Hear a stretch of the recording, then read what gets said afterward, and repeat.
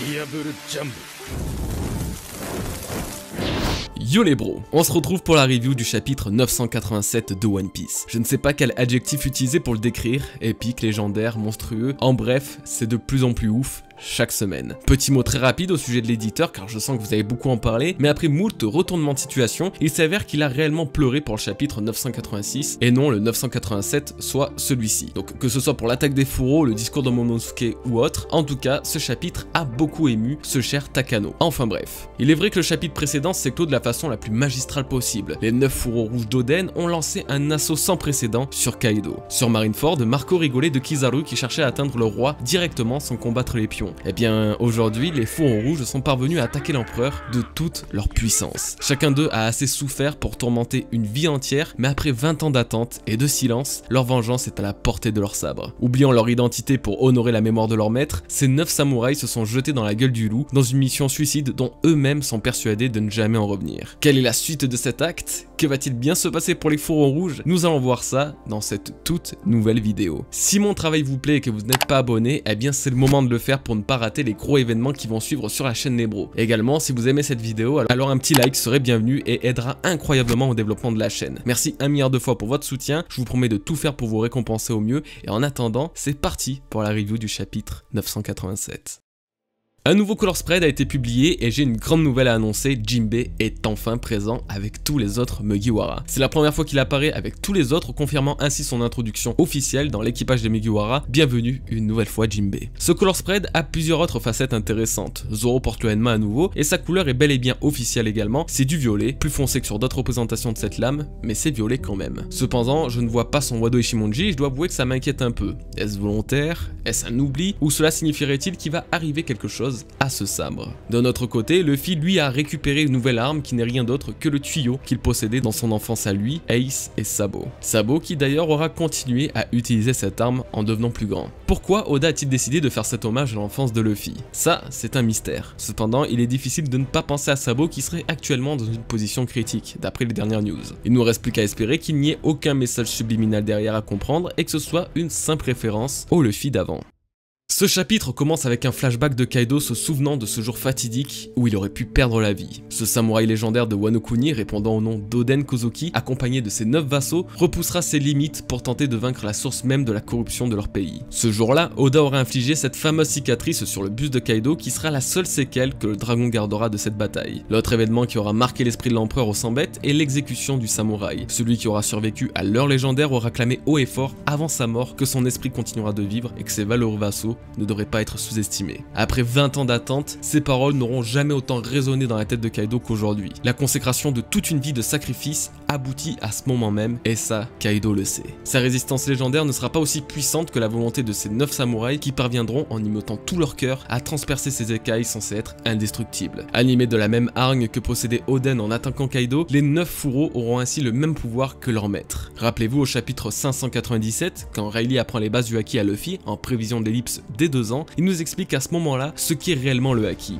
Se traduisant par volonté, son utilisation passe principalement par une seule et même motivation, ne pas douter. C'est le même principe pour l'acquis des rois qui n'a comme essence que la détermination et la volonté de son utilisateur. Aujourd'hui, Oda nous fait le parfait parallèle entre la volonté sans faille des samouraïs animés par l'esprit de leur maître et leur façon de ne pas douter puisqu'ils ont oublié leur nom et la raison en criant Sunachi, devenant insensibles à la peur. La représentation de leur haki parvenant à pénétrer l'écaille de l'empereur est la plus grande et belle métaphore sur comment ces 9 samouraïs sont déterminés à perpétuer la volonté de leur maître. Et là où c'est encore le plus dingue, c'est que la blessure qu'Oden lui a infligée il y a de ça 20 ans se met, à ce moment précis, lui faire mal. Pourquoi aujourd'hui? Pourquoi cette plaie cicatrisée se met-elle à réagir maintenant? Une fois encore, rappelez-vous du chapitre 434. Une rencontre mythique a eu lieu entre Barbe Blanche et Shanks. Une rencontre diplomatique certes, mais qui éveilla de vieilles cicatrices psychologiques et surtout physiques. Shanks a tenu en garde Barbe Blanche sur les agissements de Teach dû au danger qu'il représente. Pour preuve, la seule cicatrice qu'il fait souffrir aujourd'hui n'est pas le bras qu'il a perdu en sauvant Luffy des crocs du monstre marin, non,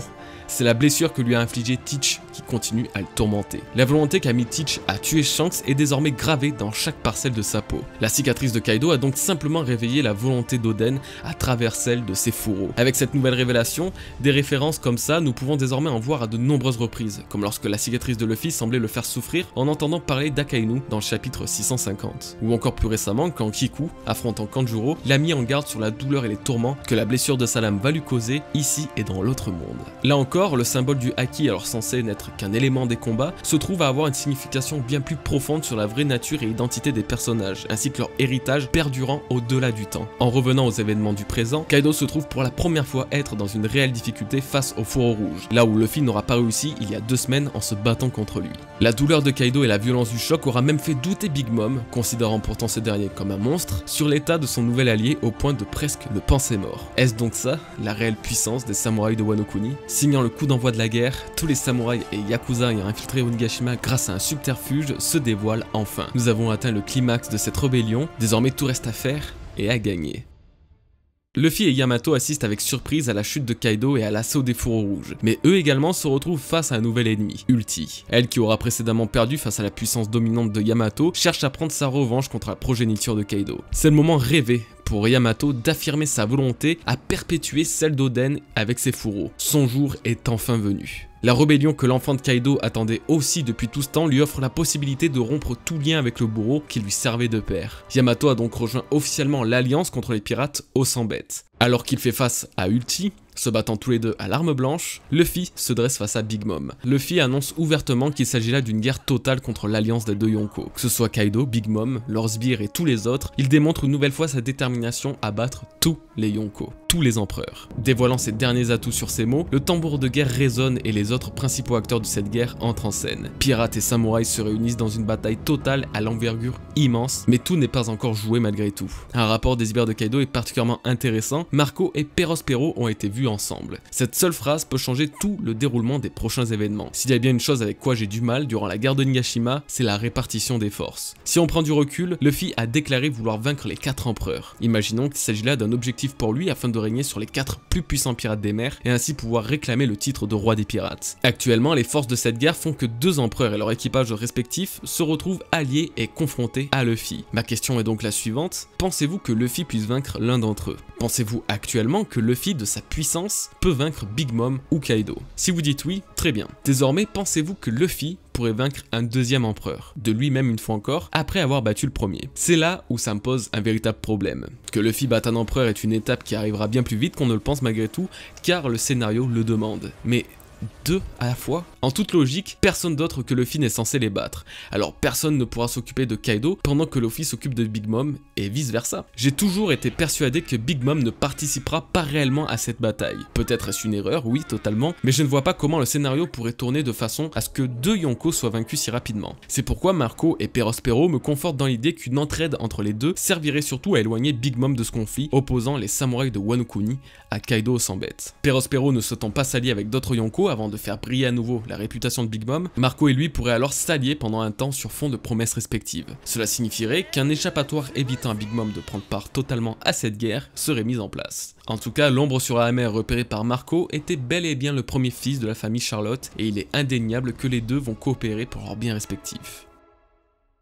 On en vient au grand final de ce chapitre. Kaido tient sans doute son plus grand monologue depuis son apparition. Il comprend désormais que toutes les pièces du puzzle éparpillées autour de Punk Hazard, Dressrosa, Zou et bien d'autres encore se sont rassemblées pour former le tableau que l'on connaît si bien de l'alliance entre les Mugiwara et les Fourreaux Rouges. Mais les pirates ne sont que des pirates, et d'après lui, une fois que Luffy aura compris que le combat est perdu, les samouraïs perdront également leur allié. Nous avons là une autre cicatrice de Kaido, mais pas celle que nous connaissons, celle-ci est psychologique. Kaido a vécu dans l'équipage des Rocks, un équipage connu et reconnu pour l'impitoyable traitement qu'il réservait à ses membres. Trahison, mutinerie, ce groupe sanguinaire est bien loin de l'image soudée que nous avons des pirates avec Luffy et les Mugiwara. Et c'est une triste réalité que nous dévoile une nouvelle fois Kaido avec ses propos. Lui qui n'aura jamais connu la chaleurosité d'un équipage bienveillant ne peut être qu'aveuglé par une image biaisée de ce qu'il nomme Nakama. Pas besoin d'être un Mugiwara pour comprendre que Luffy fonctionne d'une autre manière. L'espoir que Kinemon place en lui est sans limite, mais par-dessus tout, la destinée de Luffy est bien de ramener l'aube sur Wano Kuni, quoi qu'il en coûte. C'est également le discours que tenait Pedro pour Inuarashi, Nekomamushi et Luffy. Il voyait en chacun le rouage d'un mécanisme encore plus grand et dont Mugiwara no Luffy serait l'acteur principal. L'aube du monde ne peut être levée que par celui incarnant le soleil. Le soleil et la lune, deux parfaits opposés qui sont pourtant totalement complémentaires dans ce chapitre. Le plan des samouraïs est encore plus loin qu'un simple assaut sur Kaido. Après que ce dernier se soit transformé en dragon et se dirigeant sur le toit d'Onigashima, les tribus mystiques des Minks étaient déjà prêtes à prendre part à la guerre. Le plus haut sommet de cette île donne le panorama parfait pour profiter de la pleine lune, l'astre à l'origine de l'éveil en forme Sulong de la puissante race des Minks. Inuarashi et Nekomamushi vont enfin pouvoir dévoiler le plein potentiel de leur puissance, faisant la légende de cette tribu. Tous se battent sous le symbole de leur maître. Kozuki signifie lune claire et c'est à la lueur de cet astre se confondant au soleil que tous vont donner leur vie pour permettre à l'aube de scintiller à nouveau. L'aurore ne venant qu'après la nuit, c'est une fois que la lune sera couchée que Luffy libérera Wano Kuni de longues années de supplice sous le signe de ces deux astres jumeaux. Ce fut à nouveau un chapitre incroyable, mémorable. One Piece ne m'a jamais tant pris au trip que ces derniers mois. Depuis le 3e acte d'ailleurs, Oda nous montre bien l'intensité et l'importance de cet arc et sa place précieuse dans l'histoire de cette œuvre. Normalement, je devais sortir la deuxième partie des combats sur Wano Kuni que dans plusieurs semaines, mais vu que le rythme s'accélère, je vais tenter de vous la proposer pour le week-end prochain, vu qu'il y a une pause malheureusement. Beaucoup de choses sont confirmées et se précisent, donc je préfère assurer le coup en vous la proposant au plus vite. En tout cas les bros, j'attends avec plus que de l'impatience vos retours en commentaire, donnez-moi vos avis et impressions de cette incroyable perle qu'Oda vient de nous délivrer. Si vous désirez me retrouver en direct avant la prochaine vidéo, rejoignez notre serveur Discord ou encore les réseaux sociaux tels que Twitter et Facebook. Comme je vous le tease depuis quelques temps maintenant, je prépare des choses pour les 5 ans de la chaîne et je veux le faire en grande pompe, comme dirait un certain ancien Shishibukai. J'espère que cette vidéo review vous aura plu les bros, on se retrouve très bientôt. En attendant, portez-vous bien, peace.